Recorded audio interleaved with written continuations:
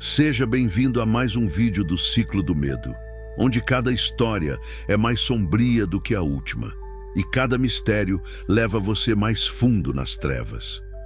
Prepare-se para entrar em um mundo onde há linha entre a vida e a morte. Inscreva-se no canal, deixe sua curtida e ative o sininho de notificação para você não perder nenhum vídeo. Comente o que está fazendo agora, enquanto escuta nossos relatos e de qual cidade e qual horário do dia você está nos assistindo. Fique conosco, porque o que está por vir vai te deixar sem fôlego e, quem sabe, talvez te faça pensar duas vezes. Meu nome é Helena Duarte e esta não é uma confissão, é um aviso. A primeira vez que ouvi falar sobre o livro de Aradia, eu tinha 12 anos. Minha avó, Dona Celina, me mostrava as páginas manchadas de sangue de galinha e lágrimas secas, enquanto o vento gemia lá fora como uma prece desesperada. Eu não entendia nada daquilo na época. Só anos depois, quando a vida me esmagou com sua crueldade, é que entendi o poder que repousava naquelas palavras antigas. Fui traída por todos que um dia chamei de amigos. Letícia, minha melhor amiga desde a infância, espalhou mentiras sobre mim por inveja de um papel que consegui na peça da escola. Caio, o amor da minha juventude, me usou e depois me descartou como se eu fosse um figurante em sua história. Professor Arthur, que deveria me proteger, me humilhou diante de toda a turma, só porque eu ousei questionar sua autoridade. E isso foi só o começo. Por anos, engoli essas dores como veneno diário. Até que chegou o dia em que não aguentei mais. Voltei à velha casa da minha avó, já coberta de trepadeiras e pó. Encontrei o livro no fundo do baú, como se ele tivesse me esperado esse tempo todo. As páginas sussurravam em latim, mas meu sangue sabia o que fazer. Cortei minha mão, desenhei o círculo, acendi as velas pretas e invoquei o que a linhagem das Duarte havia selado séculos atrás. Não era apenas magia, era vingança consagrada. O feitiço que fiz não tinha nome. Era antigo, proibido, e sua essência era simples. Todo aquele que me feriu sofrerá 100 vezes a dor que me causou. Eu os liguei a mim com fios invisíveis de maldição. Seus rostos queimavam em minha mente enquanto eu recitava os versos proibidos. Mas naquela noite senti algo estranho quando a última vela se apagou, um sussurro suave vindo de dentro do meu peito. Você os amarrou a si. Cada dor será sua também. Não entendi na hora, só senti o alívio, o gosto da justiça, o calor da vingança começando a ferver. Foi a primeira vez que me senti viva em anos. Mal sabia eu que tinha dado o primeiro passo para me tornar o próprio castigo. Eu não precisei esperar muito. 2 dias depois do feitiço, soube que Letícia tinha sofrido um acidente. Estava saindo de uma festa quando o salto quebrou no meio-fio. Um detalhe tão pequeno, tão banal. Mas ela caiu de cara no chão, desfigurando metade do rosto. O nariz, as bochechas, os dentes. Tudo que ela mais amava em si mesma virou um mapa de cicatrizes. A notícia correu rápido, fotos vazaram. Os mesmos que riam de mim agora riam dela. Hipocrisia? Talvez. Mas naquele momento senti algo que eu nunca tinha sentido antes. Poder. E então veio a noite.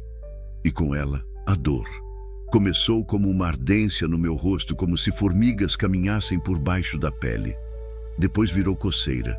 Depois, fogo. Meu espelho não mostrava nenhuma marca, mas eu sentia tudo. Acordei gritando.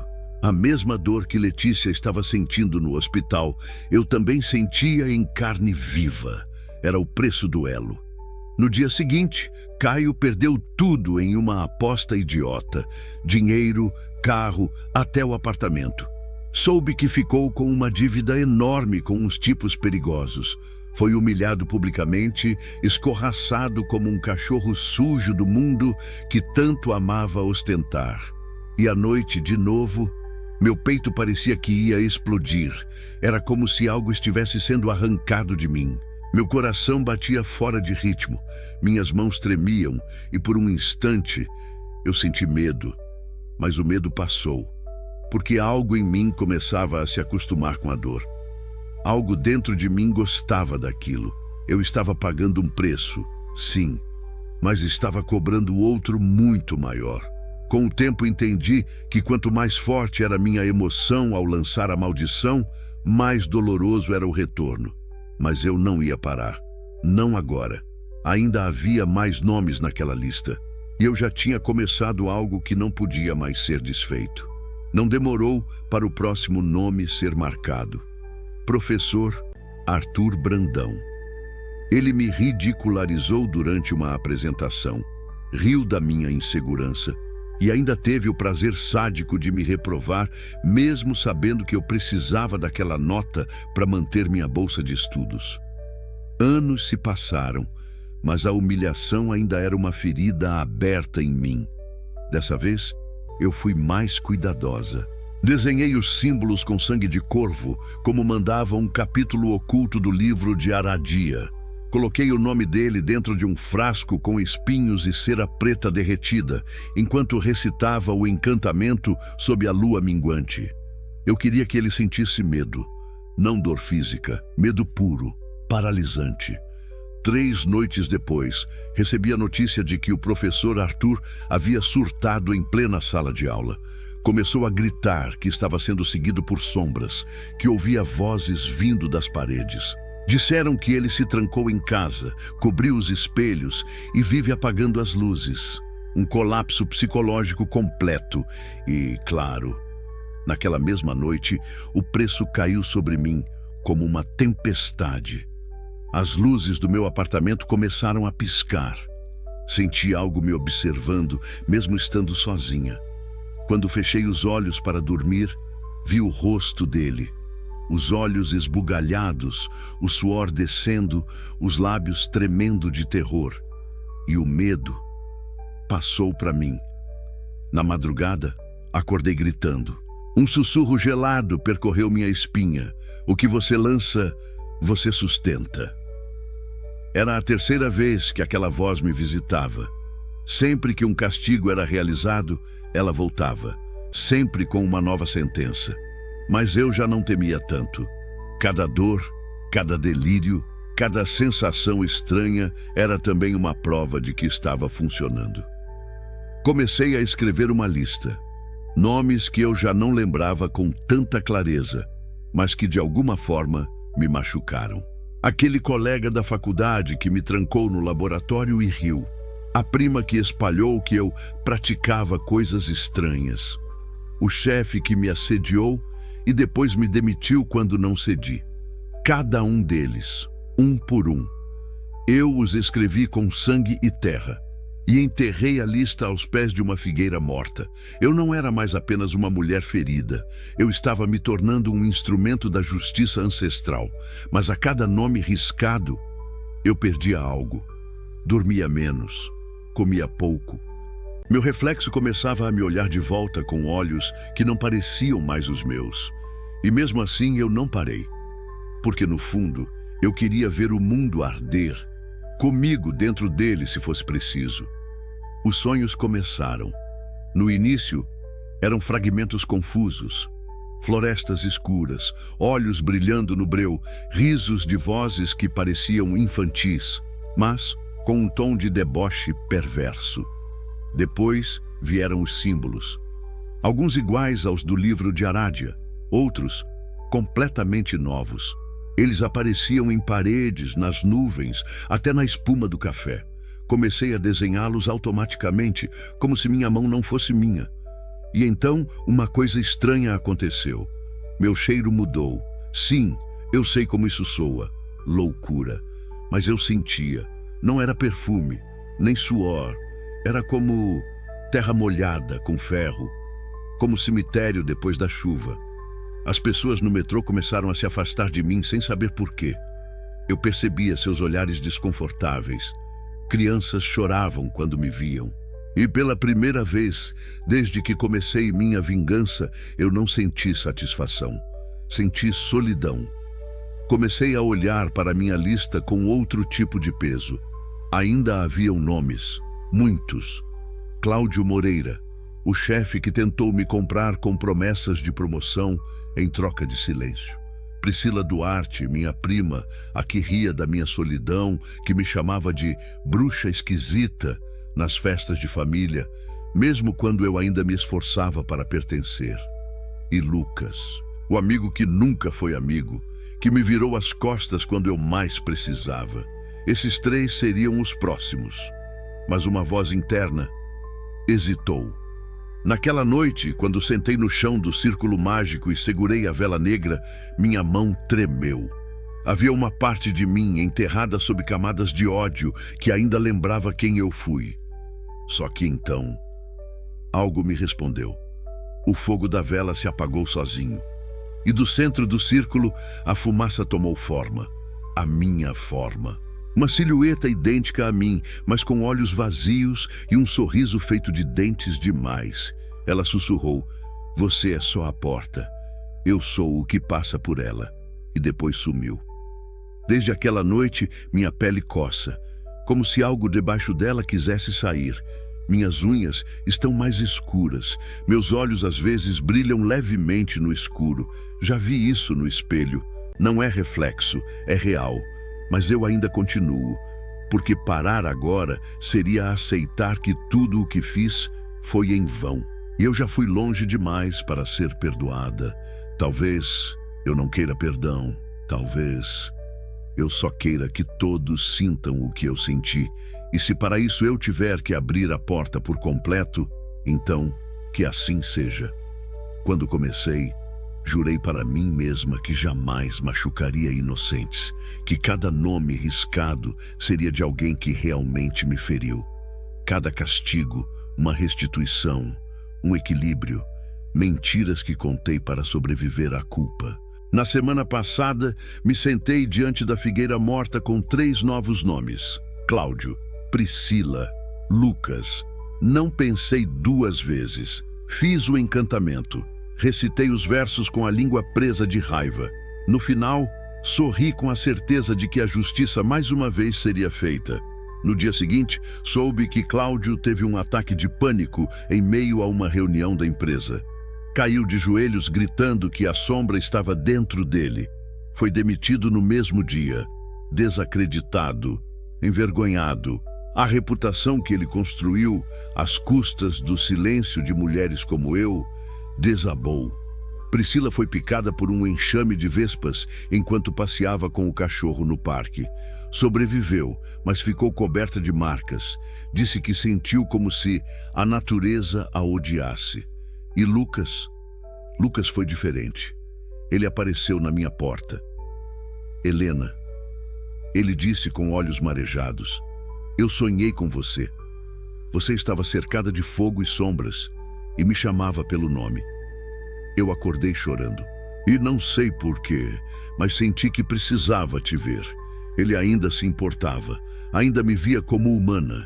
E naquele momento, eu vacilei. Tentei desfazer o feitiço. Rasguei a parte da lista com o nome dele. Queimei as cinzas. Fiz um banho de sal grosso, lavanda e arruda. Tudo como minha avó ensinou quando queria acalmar os olhos do invisível. Mas já era tarde. Na mesma noite, Lucas sofreu um acidente de moto. Está em coma. Os médicos dizem que talvez não acorde. E o pior, eu não senti dor. Não houve retorno, nenhum sussurro, nenhuma punição, nada. Como se eu já não estivesse mais pagando preço algum. Foi aí que entendi. A maldição já não precisa mais da minha permissão. Ela aprendeu comigo, cresceu comigo. Agora caminha sozinha. E talvez ela me tenha escolhido como corpo. As vozes se tornaram mais frequentes. Elas me chamam de algo novo. A herdeira do vazio. E meu reflexo. Agora sorri mesmo quando eu não estou sorrindo. Passei os últimos dias em busca de respostas. Vasculhei os grimórios da minha avó, as anotações escondidas entre as tábuas do assoalho, os manuscritos escritos à mão que ela escondia atrás das paredes falsas.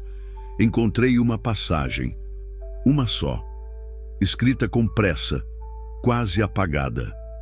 Aquele que lança justiça com ódio, cava o ventre da própria danação. Há um nome que não deve ser pronunciado, uma presença que se esconde por trás do desejo de vingança. Não invoque o que responde por muitos rostos. Não dizia o nome, nenhum símbolo, só um aviso. Mas a essa altura, eu já sabia que não adiantava. Eu já tinha invocado, e mais, eu a estava alimentando. A coisa dentro de mim não tem forma. Não é uma entidade com chifres, nem uma sombra rastejante. É mais sutil, mais íntima. Está na minha voz quando falo com raiva. Está no modo como meus olhos se fixam nas pessoas, como se já soubessem como elas irão sofrer. Está na minha risada, que agora sai sozinha. E pior, ela aprendeu a sentir prazer com isso. Acordei ontem com as unhas cobertas de sangue seco, sem lembrar de nada, mas soube minutos depois que Priscila teve um colapso nervoso, gritando que eu estava dentro da casa dela, mesmo com a porta trancada. Não fiz ritual, não acendi velas, não recitei encantamentos. A maldição está agindo por conta própria e talvez esteja começando a usar meu corpo para se mover neste mundo. Comecei a perder tempo, minutos, horas. Apago e volto com marcas que não sei de onde vieram. Corte atrás da orelha, dedo queimado, sangue no travesseiro. A coisa me chama agora, não com palavras, mas com fome. Ela quer mais. Não só os que me feriram, todos, qualquer um. E é aí que percebo o erro. Eu não tracei um limite. Não houve barreiras, só portas abertas. E agora ela quer mais que vingança. Ela quer domínio. O livro de Aradia parece reagir à minha presença. As páginas se mexem sozinhas. Um novo símbolo apareceu. Um olho invertido com uma serpente atravessando a pupila. Abaixo dele uma frase rabiscada à mão. Depois da 7ª marca, a carne será dela. Conto os nomes riscados. 6, só mais um. E não haverá mais volta. Eu fiquei diante da lista por horas. 6 nomes riscados. 6 histórias encerradas à força. E agora, só mais um. O 7º nome. O fim do ciclo. O começo de algo muito pior. Pensei em rasgar o papel, queimar tudo, fugir. Mas ela, a coisa dentro de mim, sussurrava como uma amante faminta. Mais um. Só mais um. Eu mostro o que você realmente pode ser. Tentei resistir. Mas resistir à fome de algo que vive dentro do seu osso, dentro do seu sangue, é como tentar segurar a respiração debaixo d'água, esperando que o oceano desista. Eu precisava fazer alguma coisa. Precisei procurar a única pessoa que talvez pudesse me ajudar. Mãe Elsa, uma curandeira que minha avó respeitava. E isso não era pouca coisa. Ela vivia afastada da cidade, num casebre no alto do morro, cercada por velas, ervas secas e santos, cobertos por panos vermelhos. Quando me viu, seus olhos se apertaram. Ela não disse olá, não me abraçou, só sussurrou. Você está carregando algo que não nasceu deste mundo. Contei tudo, a maldição, os nomes, as dores, as vozes, o reflexo que sorria sozinho. Ela me ouviu em silêncio. Depois acendeu um incenso de arruda e abriu um livro que eu nunca tinha visto antes. Nele, símbolos antigos, semelhantes aos do livro de Aradia, mas com marcas de contenção, de selamento, de prisão. O que você libertou é um eco, um fragmento do que um dia foi banido para fora da criação. Ela te usa porque você abriu o caminho com sua dor. Mas se completar o 7º vínculo, ela não precisará mais de você. Vai tomar sua carne e andar neste mundo como se fosse sua. E se eu não lançar o 7º castigo? Perguntei. Ela me olhou como se a pergunta fosse infantil. Então ela escolhe alguém por conta própria, alguém que você ama, e toma o lugar dele. Foi quando entendi, eu não podia vencer, só escolher quem sofreria. De volta ao meu apartamento, a vela preta se acendeu sozinha. No espelho, vi o reflexo sorrir. Meus olhos não eram mais meus. E pela primeira vez, ela falou comigo com clareza, pela minha própria boca. Ou você me dá um sétimo, ou eu escolho um inocente. E você vai assistir. Fiquei ali, parada, encarando minha própria sombra. E então escrevi um nome que nunca pensei que escreveria. Helena Duarte. Eu escolhi a mim mesma, porque se alguém tiver que pagar, que seja eu. Escrevi meu nome com faca, na pele do meu ombro esquerdo, entre linhas tortas e tremores, uma cicatriz em carne viva.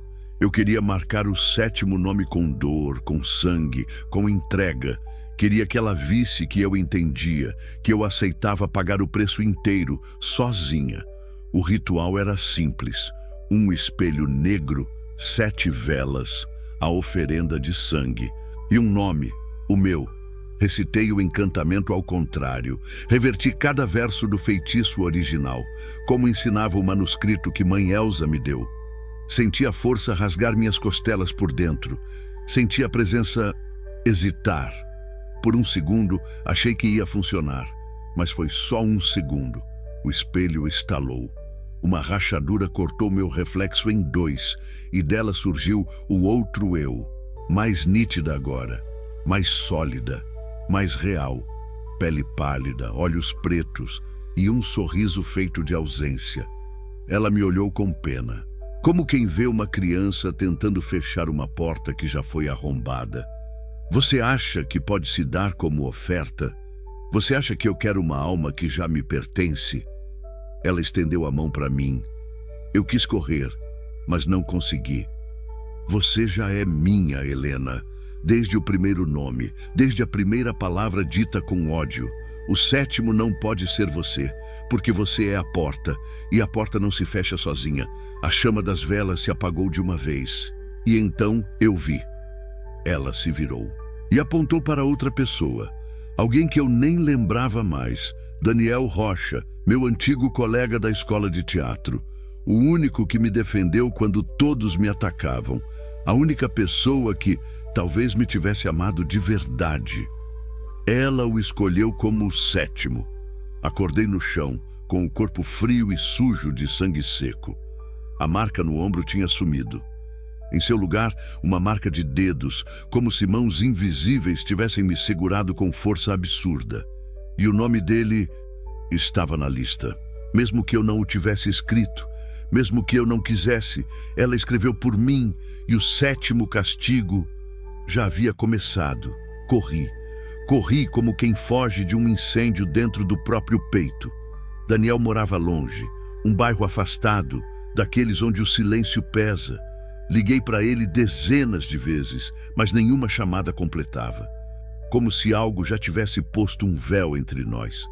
Como se o mundo estivesse começando a apagar o nome dele. Cheguei ofegante, o coração quase rasgando meu peito. Arrombei a porta com um empurrão que nem sei como tive força para dar. A casa estava escura, mas viva, cheia de vozes que não existiam. "Daniel!" gritei. "Daniel, me escuta!" Um barulho veio do quarto. Corri até lá, com as mãos tremendo, e o vi. Sentado na beira da cama, olhando para o nada, com os olhos vermelhos e lágrimas pretas escorrendo pelo rosto. Os dedos estavam sujos de tinta, como se tivesse escrito algo desesperadamente. Na parede, com letras grandes e trêmulas, ele havia rabiscado a mesma frase dezenas de vezes. "Eu não a culpo, eu a perdoo, eu ainda a amo." Meu coração parou, porque aquilo era a única coisa que poderia impedir a maldição. Perdão verdadeiro, amor verdadeiro, o oposto exato do que a coisa dentro de mim se alimentava. Ela gritou dentro de mim, um urro rasgando minha mente, como se 1000 dentes tivessem se partido ao mesmo tempo. Ela estava furiosa. Ele é a última chave, ela rugiu em minha mente. Ele é o sangue puro que me permite nascer. Se ele te perdoar, tudo se desfaz. Eu não vou permitir. Meu corpo caiu de joelhos, mas não fui eu que me ajoelhei. Minhas mãos se moveram sozinhas. Minhas unhas cresceram, meus olhos queimavam. Eu estava sendo tomada, agora por completo. Daniel olhou para mim com ternura e desespero. Helena, isso não é você. Luta, por favor, luta. E em algum lugar dentro daquele negrume que me dominava, eu encontrei o último pedaço de mim. Me levantei, mesmo contra a força que me arrastava para o chão, e gritei o nome dela, não o meu, o nome que ela me deu no espelho. Herdeira do vazio. Tudo tremeu, as janelas estouraram, as paredes choraram sangue, e no meio do quarto ela surgiu. Não mais uma sombra, não mais um reflexo. Agora, carne, osso, forma. Era como olhar para mim. Se eu tivesse morrido há 100 anos e voltado com todos os ódios do mundo dentro dos olhos. Ela sorriu. Agora que você me nomeou, eu posso nascer inteira. Ela estava ali, diante de mim, a herdeira do vazio, minha cópia corrompida, pele pálida como cera, veias negras pulsando como raízes vivas. Os olhos não eram olhos, eram poços fundos, cheios de algo que odiava existir. Você acha que pode me deter agora? Ela disse com a minha voz. Eu cresci dentro da sua raiva, me alimentei do seu rancor. Você não me criou, você me pariu. Daniel, fraco, sussurrava meu nome. Seus olhos ainda estavam vivos, ainda havia luz neles. Era por ele que eu precisava lutar. Mas lutar como? Meu corpo tremia. Eu não sabia feitiços de combate. Nunca fui uma bruxa de guerra. Só conhecia feitiços de dor, de punição, de veneno. E foi aí que entendi. A maldição conhecia o veneno, mas nunca soube o antídoto, porque nunca precisei. E talvez esse fosse o segredo. Levantei devagar, recitei os versos que minha avó me ensinava quando eu chorava sem entender o mundo. Não era uma magia poderosa, era uma prece, um encantamento de acolhimento. Que o mal que mora em mim se perca no que me resta de amor. Que a luz que resta em mim se transforme no espelho que te recusa. A herdeira riu. Isso não é magia, isso é fraqueza. Mas ela recuou. Um passo, depois 2. Porque enquanto eu falava, Daniel começou a repetir comigo, mesmo fraco, mesmo de joelhos, que o mal que mora em mim se perca no que me resta de amor. As paredes tremeram, o teto estalou. A herdeira gritou, mas não com raiva, com medo, porque o perdão a enfraquecia, porque amor a desmanchava. Apontei para ela com a palma aberta. Você é o que restou de mim no ódio, mas eu escolho o que me resta em luz. A herdeira tentou me alcançar, mas seus dedos se desfaziam no ar, como fuligem que não encontra mais a chama. Ela evaporou, com um grito seco, sem eco, e então, silêncio.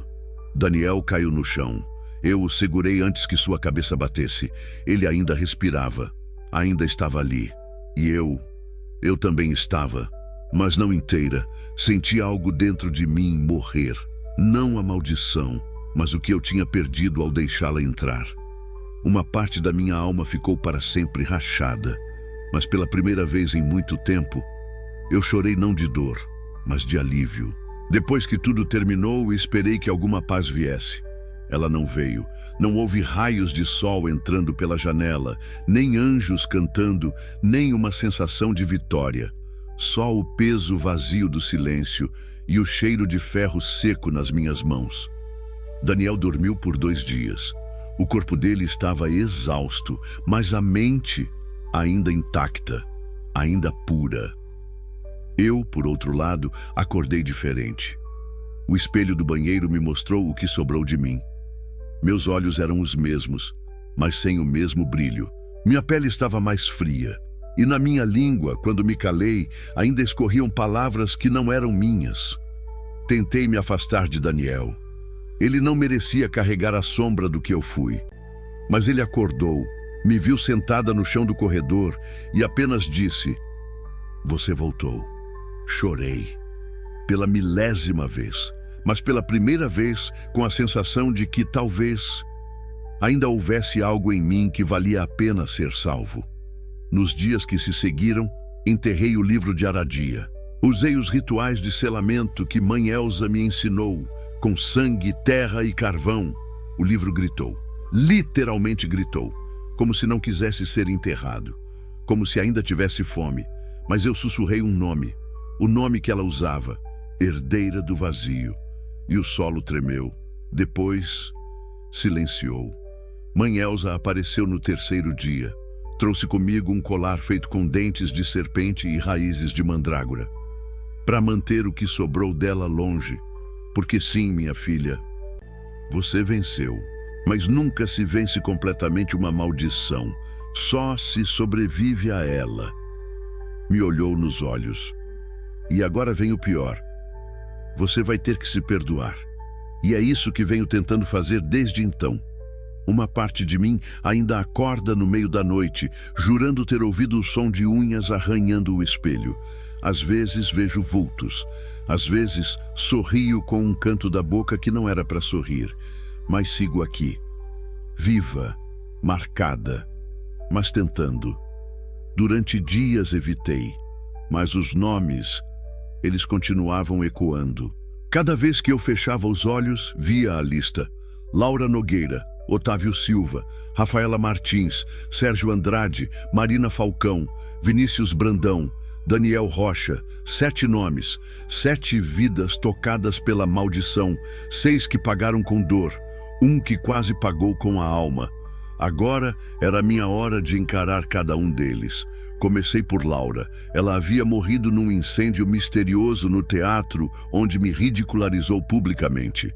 Fui até a mãe dela, Dona Teresa, uma mulher dura, mas com os olhos afogados em passado. "Não sei por que veio aqui, moça," ela disse, sem me convidar a entrar. "Mas o rosto da minha filha aparece toda noite no meu sonho, e ultimamente tem chorado." Isso não acontecia antes. Engoli seco. "Eu vim pedir perdão." Ela me encarou. Por um instante, vi algo estranho em seu olhar. Não raiva, não dor, mas alívio. "Então era você." "Eu não posso mudar o que fiz, mas posso carregar o nome dela comigo, honrar de verdade e aceitar o peso." Ela assentiu. E antes de fechar a porta, sussurrou: "Só não esqueça que o perdão de uma mãe não apaga o grito de uma filha." Segui para os outros. Otávio Silva morreu paralisado, com o corpo afogado em culpa. A esposa dele, Lúcia, me recebeu com um olhar de desconfiança, mas me escutou em silêncio. Quando terminei, disse apenas: "Ele te machucou. Você não está mentindo, mas você se perdeu no caminho de ferir de volta. E agora não tem volta para ninguém." Rafaela, Sérgio, Marina, Vinícius, cada casa uma ferida, cada rosto um reflexo do que me tornei. Em alguns encontrei rejeição, em outros escutei, sem receber perdão, mas ninguém tentou me machucar. E isso foi pior, porque agora eu via. Os castigos que lancei não acabaram com eles. Se espalharam, atingiram os filhos, os parceiros, os irmãos. A magia não é uma flecha, é uma corrente, e ela ainda corria. Na última casa, encontrei algo que me gelou o sangue. A irmã de Vinícius Brandão me mostrou um desenho. Ele fez isso dias antes de morrer. Diz que sonhava com uma mulher de preto que sorria com dentes demais e que deixava sangue escorrer pelo chão. O desenho era claro, era a herdeira do vazio. Ela tinha aparecido para ele antes mesmo da maldição completa, ou seja, ela já estava viva, já se alimentava antes que eu percebesse. Talvez antes mesmo de eu escrever o primeiro nome. Achei que tinha terminado, que o feitiço fora selado, o livro enterrado, os nomes reconhecidos, as dores aceitas, mas a maldição nunca quis ser encerrada, ela só queria mudar de forma. Recebi uma ligação de mãe Elsa numa madrugada chuvosa. Sua voz estava trêmula. Você precisa vir, agora. Trouxeram uma menina aqui. E ela está dizendo seu nome. Corri. No terreiro, encontrei uma adolescente de uns 15 anos, sentada no chão de terra batida. O olhar perdido, os pulsos riscados com símbolos que eu conhecia. Ela murmurava entre dentes, Helena, Helena, Helena. Ela mostrou o espelho, me prometeu que ninguém mais vai me machucar. Meu sangue gelou. Ela não me conhecia, nunca me viu. E mesmo assim, a herdeira havia usado meu nome para alcançá-la. A maldição agora tinha novo corpo, nova boca. Mãe Elsa estava pálida. O que quer que você tenha enterrado não ficou preso. Você matou a cabeça da serpente, mas o rabo ainda se contorce. E agora tem mais gente sonhando com ela. Nos dias seguintes, pesquisei, observei, escutei. 3 jovens de cidades diferentes relataram sonhos parecidos. Uma mulher de vestido preto, espelhos rachando, uma lista de nomes escrita com sangue. Em todos os relatos, um mesmo sussurro.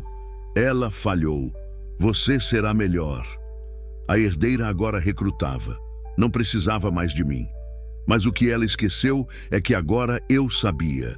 Sabia como ela entra. Sabia como ela se esconde.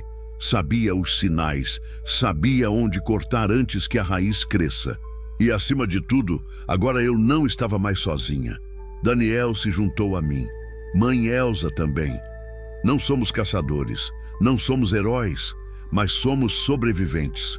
E sobreviventes aprendem o caminho da resistência.